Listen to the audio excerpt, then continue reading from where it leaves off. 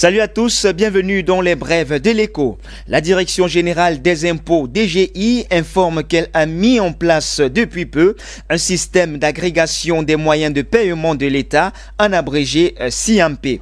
Ce nouveau portail de gestion des transactions gouvernementales s'adresse aux chefs d'entreprise, aux commerçants, aux étudiants, aux employés, ou à toutes les autres professions confondues. Le but de cette plateforme numérique est de mettre à disposition des contribuables tous les moyens de paiement unifiés et ainsi faciliter le paiement des taxes fiscales et non fiscales, le tout de manière simple, sécurisée et authentifiée, explique ainsi la DGI.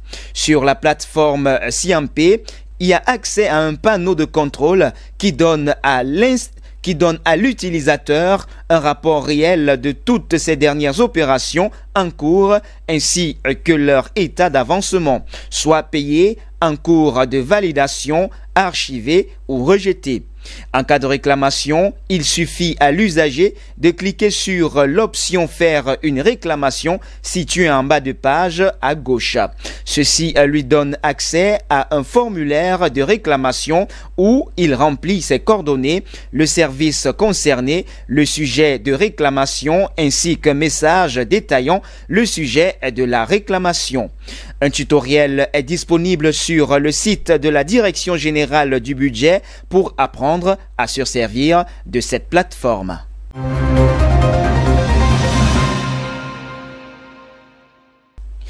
Dans le cadre de l'approvisionnement pérenne du Cameroun en produits pétroliers, le ministre de l'Eau et de l'Énergie minier, Gaston Elundu Essomba, vient de lancer un avis d'appel d'offres international pour importer 465 000 tonnes métriques en abrégé TM de produits pétroliers au titre des mois d'octobre, novembre et décembre 2020.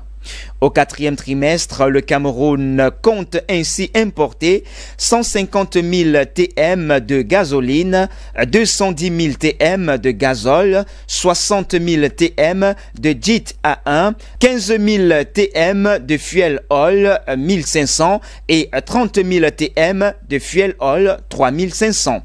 L'ouverture des piles se fera le 3 août 2020 par une commission ad hoc. Selon les précisions du membre du gouvernement, les livraisons de produits pétroliers au Cameroun se font exclusivement par voie maritime. Tout autre type de livraison est exclu. Les produits sont livrés à Douala ou Limbe dans les bacs de la Société camerounaise des dépôts pétroliers ou la Société nationale de raffinage. Depuis la fin 2019, le Cameroun a mis en place un nouveau mécanisme d'approvisionnement pérenne du marché à l'effet de minimiser les coûts et les manques à gagner éventuels qui allaient continuer à exposer la trésorerie de l'État. Il consiste à sélectionner par appel d'offres international 4 traders pour une période donnée qui ont la charge de rendre disponibles de grandes quantités de produits pétroliers dans les eaux camerounaises afin de les vendre aux marketeurs et importateurs locaux avec comme critère de sélection un niveau de prime plus compétitif. Dans le cadre de ces opérations entre février et mai 2020, le Cameroun a retenu le Nigerian Sahara Energy comme principal adjudicataire.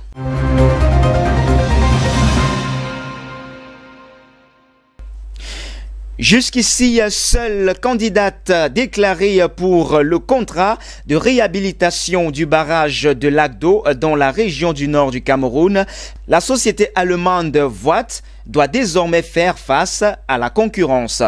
En effet, son offre apporter les financements, réaliser les travaux et étendre les capacités de production du barrage de 72 à 80 MW faite à l'État du Cameroun en février 2018 doit désormais challenger 3 autres propositions adressées au gouvernement. En effet, dans un diagnostic détaillé de l'état du barrage de Lagdo réalisé par Electricity Development Corporation, la EDC, l'entreprise publique du patrimoine du secteur de l'électricité, révèle que l'américain General Electric et les Chinois Sinohydro et CWE, qui a d'ailleurs construit ce barrage, sont également dans les starting blocks pour la réhabilitation de l'unique infrastructure de production de l'énergie dans la partie septentrionale du Cameroun. Pour rappel, à cause du vieillissement et de l'ensablement progressif de son réservoir, les capacités de production du barrage de Lagdo sont souvent réduites de moitié. Ainsi, il n'est pas rare que cette infrastructure ne produise que 30 MW sur les 72 MW de capacité installée, d'où le projet de sa réhabilitation dont le coût est estimé à 100 milliards de francs CFA par le ministère de l'Eau et de l'Énergie.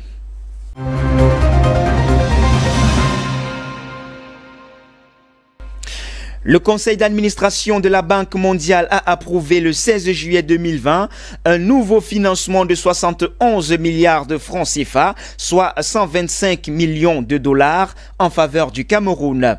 Selon cette institution de Bretton Woods, ces fonds serviront à l'extension de l'accès à tous à un enseignement secondaire de qualité et au renforcement des programmes de développement des compétences au Cameroun en visant particulièrement les filles.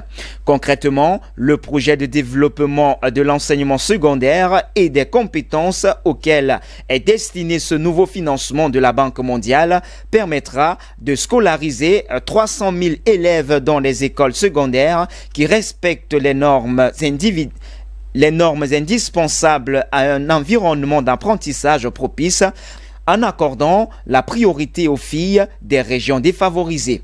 Cette opération à printemps complétera le projet pour l'autonomisation des femmes et le dividende démographique au Sahel, en abrégé SWED, en soutenant également les filles scolarisées dans les régions non visées par le SWED et en accordant une exemption des droits de scolarité aux filles les plus démunies dans 4 régions couvertes, souligne ainsi la Banque mondiale.